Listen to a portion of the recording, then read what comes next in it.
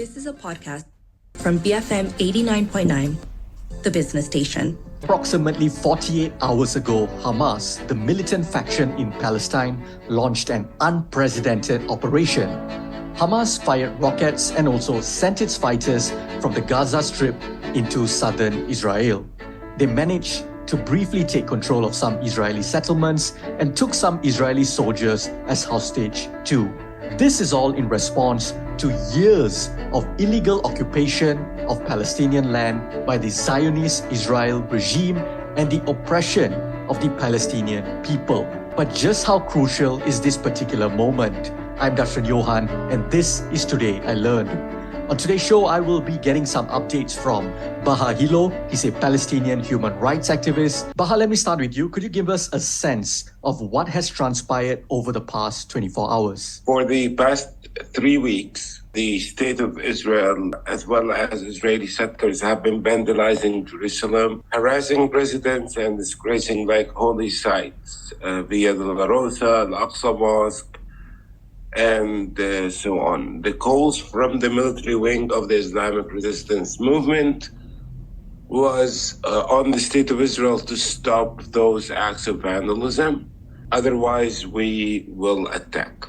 Of course, the state of Israel ignored all those requests, and we woke up 2 days ago to the news that the militants from the Islamic resistance movement, as well as other fractions, managed to break the siege by force and attacked all military units maintaining the siege over Gaza, broke out the fences, attacked different targets, and started moving into the colonies and settlements where the state of Israel has the centers, offices, and headquarters for maintaining the siege on Gaza. So that's the context of what is happening now as a Palestinian, to see Israeli soldiers being arrested, to see Israeli military vehicles being put out of service, to see the shock also in Israeli army and the Israeli government, that as if they were not expecting something like this. Baha, what is it like on the ground right now? If you could give us a sense, especially in the Gaza area, how are the Palestinian people doing? As I understand, you have friends, you have family over there. What is the situation like on the ground? In terms of geography, you have Palestinians who live in Israel, you have Palestinians who live in the occupied West Bank, Jerusalem, and Gaza.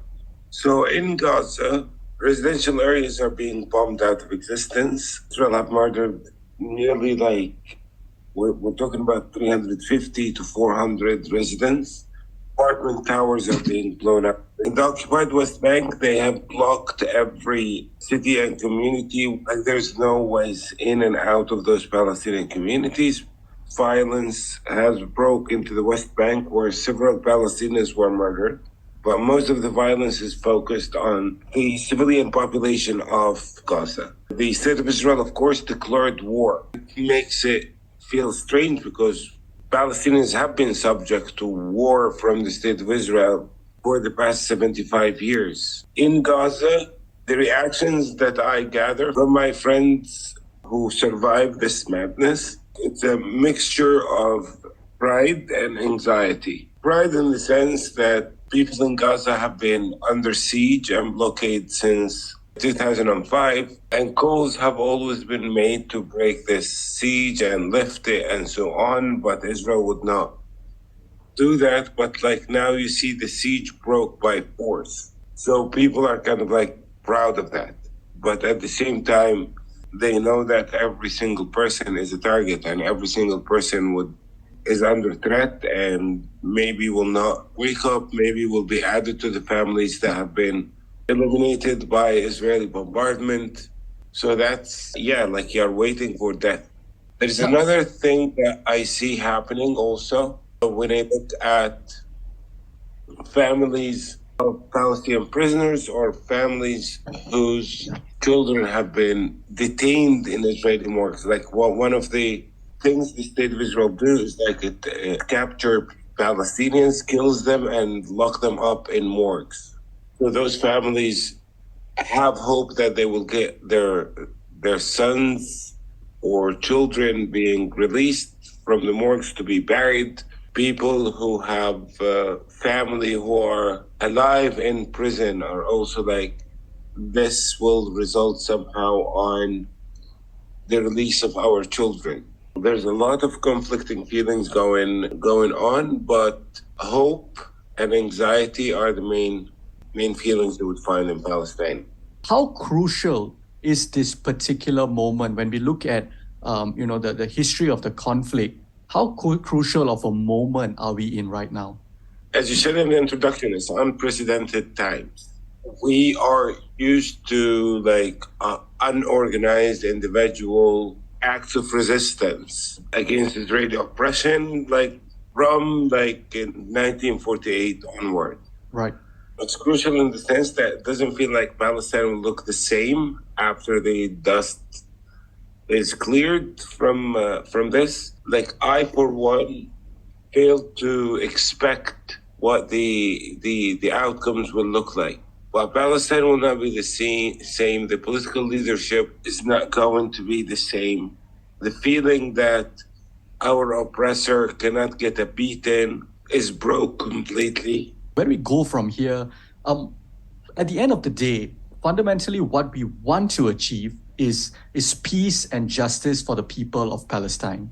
How do we get there, given the new context that we have today? How to get there, I don't know, but I know how we will never ever get there.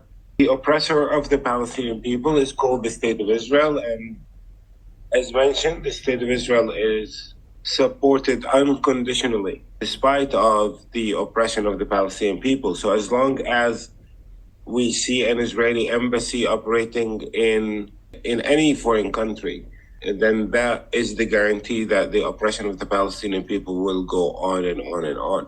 For the past 75 years, our oppressor enjoys all kind of support from westernized governments, and westernized governments do not care whatsoever about the brutality that Palestinians have been surviving. So as long as the State of Israel is allowed to have diplomatic, economic, and military ties with westernized regimes, then we will have another day of Israeli oppression. It seems like what the State of Israel and the international community want is kind of unrealistic, because what they want is to maintain this apartheid, to maintain this brutality, to maintain the oppression of the Palestinian people, to continue to defend Israeli actions against Palestinians, civilians, and they expect Palestinians not only to be okay with it, but also sometimes provide protection for Israeli criminals as they murder Palestinians. How to get rid of Israeli oppression? To get rid of Israeli oppression is by implementing international law, which is the least possible thing. Create a reality where people are born free and equal, and that freedom and equality is granted and protected, and to speed up the process of collapse of Israeli apartheid and racist ideologies. Baha, would you have a final message for us? We should not put any hopes in the hands of Western governments, because they're pretty racist. They have tolerance to the brutalization and murder and elimination of the Palestinian people for the past 75 years, which is different from their tolerance to aggressions going on in Ukraine. And the reason for that is very obvious. We have tolerance to the murder of brown people and Palestinians in general, but we have no tolerance to the death and threats on white people as we see in Ukraine. So those racist governments are not going to lead us to any kind of change. For Malaysia, the message is clear. Malaysia continues to be one of the successful examples of maintaining sanctions on Israeli apartheid and the Israeli criminal regime. We need to show the world that there are successful examples of boycotting and imposing sanctions on criminal regime that rules over Palestine and the Palestinians, which is the State of Israel. And just keep us in your prayers, because Palestinians are tired of being continuously oppressed and eliminated before our eyes. So keep us in your prayers, keep us in your hearts. Baha, thank you so much for joining me today. That was Baha Hilo, a Palestinian human rights activist.